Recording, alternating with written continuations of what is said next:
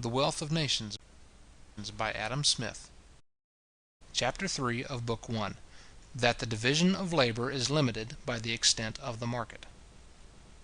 As it is the power of exchanging that gives occasion to the division of labor, so the extent of this division must always be limited by the extent of that power, or, in other words, by the extent of the market. When the market is very small, no person can have any encouragement to dedicate himself entirely to one employment, for want of the power to exchange all that surplus part of the produce of his own labour, which is over and above his own consumption, for such parts of the produce of other men's labour as he has occasion for. There are some sorts of industry, even of the lowest kind, which can be carried on nowhere but in a great town. A porter, for example, can find employment and subsistence in no other place. A village is by much too narrow a sphere for him. Even an ordinary market town is scarce large enough to afford him constant occupation. In the lone houses and very small villages which are scattered about in so desert a country as the Highlands of Scotland, every farmer must be butcher, baker, and brewer, for his own family. In such situations we can scarce expect to find even a smith, a carpenter, or a mason, within less than 20 miles of another of the same trade. The scattered families that live at 8 or 10 miles distance from the nearest of them must learn to perform themselves a great number of little pieces of work, for which, in more populous countries, they would call in the assistance of those workmen. Country workmen are almost everywhere obliged to apply themselves to all the different branches of industry that have so much affinity to one another as to be employed about the same sort of materials. A country carpenter deals in every sort of work that is made of wood. A country smith in every sort of work that is made of iron. The former is not only a carpenter, but a joiner, a cabinet maker, and even a carver in wood, as well as a wheelwright, a plowright, a cart, and waggon maker. The employments of the latter are still more various. It is impossible that there should be such a trade as even that of a nailer in the remote and inland parts of the Highlands of Scotland. Such a workman at the rate of 1,000 nails a day, and 300 working days in the year, will make 300,000 nails in the year. But in such a situation it would be impossible to dispose of 1,000, that is, of one day's work in the year. As by means of water carriage, a more extensive market is open to every sort of industry than what land carriage alone can afford it, so it is upon the sea coast, and along the banks of navigable rivers, that industry of every kind naturally begins to subdivide and improve itself, and it is frequently not till a long time after that those improvements extend themselves to the inland parts of the country. A broad-wheeled waggon, attended by 2 men, and drawn by 8 horses, in about 6 weeks' time carries and brings back between London and Edinburgh near 4 ton weight of goods. In about the same time, a ship, navigated by 6 or 8 men, and sailing between the ports of London and Leith, frequently carries and brings back 200 ton weight of goods. 6 or 8 men, therefore, by the help of water carriage, can carry and bring back in the same time the same quantity of goods between London and Edinburgh as 50 broad-wheeled waggons, attended by 100 men, and drawn by 400 horses.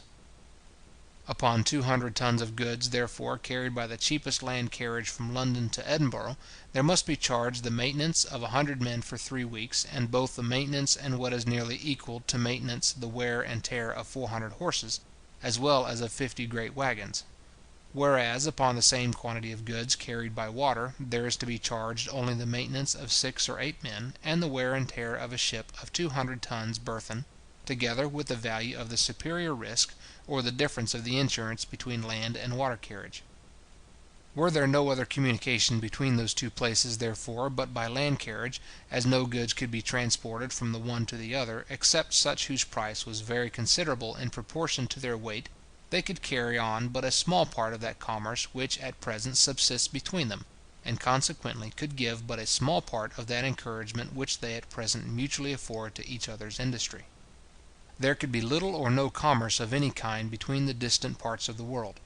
What goods could bear the expense of land carriage between London and Calcutta? Or, if there were any so precious as to be able to support this expense, with what safety could they be transported through the territories of so many barbarous nations? Those two cities, however, at present carry on a very considerable commerce with each other, and by mutually affording a market, give a good deal of encouragement to each other's industry. Since such, therefore, are the advantages of water carriage, it is natural that the first improvements of art and industry should be made where this conveniency opens the whole world for a market to the produce of every sort of labour, and that they should always be much later in extending themselves into the inland parts of the country. The inland parts of the country can for a long time have no other market for the greater part of their goods, but the country which lies round about them and separates them from the sea coast and the great navigable rivers. The extent of the market, therefore, must for a long time be in proportion to the riches and populousness of that country, and consequently their improvement must always be posterior to the improvement of that country. In our North American colonies, the plantations have constantly followed either the sea coast or the banks of the navigable rivers, and have scarce anywhere extended themselves to any considerable difference from both.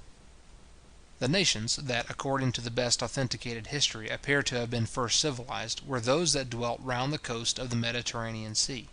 That sea, by far the greatest inlet that is known in the world, having no tides, nor consequently any waves, except such as are caused by the wind only, was, by the smoothness of its surface, as well as by the multitude of its islands, and the proximity of its neighbouring shores, extremely favourable to the infant navigation of the world, when, from their ignorance of the compass, men were afraid to quit the view of the coast, and from the imperfection of the art of shipbuilding, to abandon themselves to the boisterous waves of the ocean.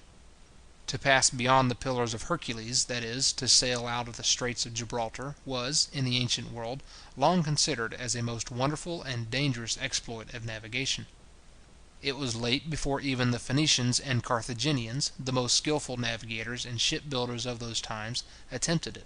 and they were for a long time the only nations that did attempt it. Of all the countries on the coast of the Mediterranean Sea, Egypt seems to have been the first in which either agriculture or manufactures were cultivated and improved to any considerable degree. Upper Egypt extends itself nowhere above a few miles from the Nile, and in Lower Egypt that great river breaks itself into many different canals, which, with the assistance of a little art, seem to have afforded a communication by water carriage, not only between all the great towns, but between all the considerable villages, and even to many farmhouses in the country, nearly in the same manner as the Rhine and the Mace do in Holland at present. The extent and easiness of this inland navigation was probably one of the principal causes of the early improvement of Egypt. The improvements in agriculture and manufactures seem likewise to have been of very great antiquity in the provinces of Bengal, in the East Indies, and in some of the eastern provinces of China, though the great extent of this antiquity is not authenticated by any histories of whose authority we, in this part of the world, are well assured. In Bengal, the Ganges and several other great rivers form a great number of navigable canals, in the same manner as the Nile does in Egypt. In the eastern provinces of China, too, several great rivers form, by their different branches, a multitude of canals, and, by communicating with one another, afford an inland navigation much more extensive than that either of the Nile or the Ganges, or perhaps than both of them put together. It is remarkable that neither the ancient Egyptians, nor the Indians, nor the Chinese encouraged foreign commerce, but seem all to have derived their great opulence from this inland navigation. All the inland parts of Africa, and all that part of Asia which lies any considerable way north of the Euxine and Caspian seas, the ancient Scythia, the modern Tartary and Siberia, seem in all ages of the world to have been in the same barbarous and uncivilized state in which we find them at present. The Sea of Tartary is the frozen ocean, which admits of no navigation, and though some of the greatest rivers in the world run through that country, they are at too great a distance from one another to carry commerce and communication through the greater part of it. There are in Africa none of those great inlets, such as the Baltic and Adriatic seas in Europe, the Mediterranean and Euxine seas in both Europe and Asia, and the gulfs of Arabia, Persia, India, Bengal, and Siam in Asia, to carry maritime commerce into the interior parts of that great continent. And the great rivers of Africa are at too great a distance from one another to give occasion to any considerable inland navigation. The commerce, besides, which any nation can carry on by means of a river which does not break itself into any great number of branches or canals, and which runs into another territory before it reaches the sea, can never be very considerable, because it is always in the power of the nations who possess that other territory to obstruct the communication between the upper country and the sea. The navigation of the Danube is of very little use to the different states of Bavaria, Austria, and Hungary, in comparison of what it would be if any of them possessed the whole of its course, till it falls into the Black Sea. Chapter 4.